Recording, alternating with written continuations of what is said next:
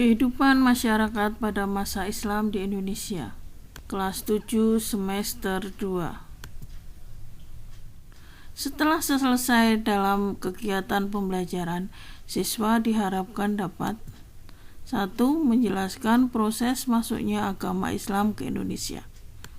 2.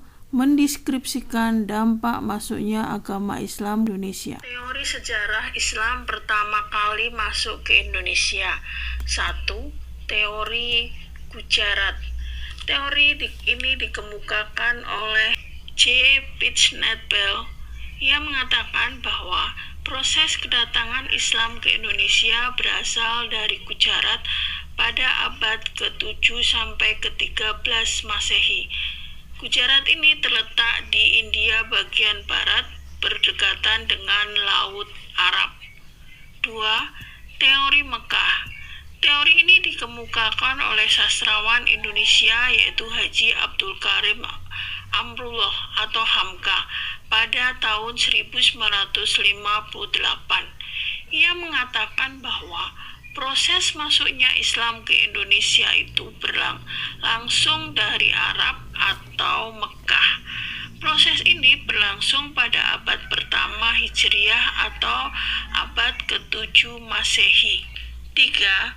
Teori Persia. Teori ini dikemukakan oleh Husein Jayadiningrat, sastrawan dan ilmuwan pribumi pertama asal Banten.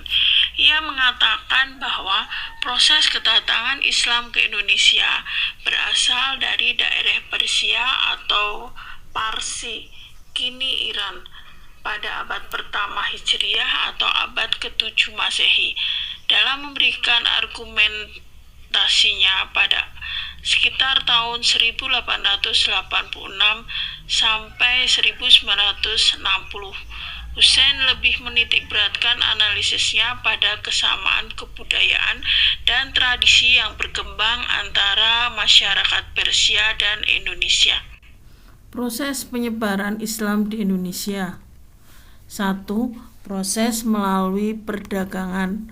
Proses penyebaran agama Islam dilakukan oleh para pedagang Muslim yang menetap di kota-kota pelabuhan untuk membentuk perkampungan Muslim.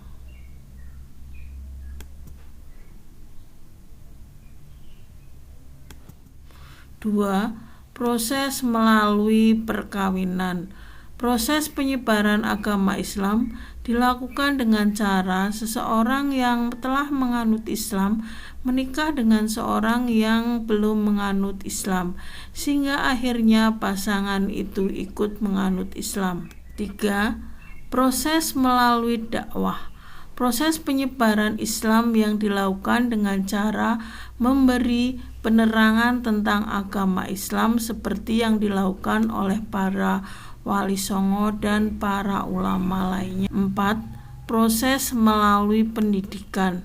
Proses ini dilakukan dengan mendirikan pesantren guna memperdalam ajaran-ajaran Islam.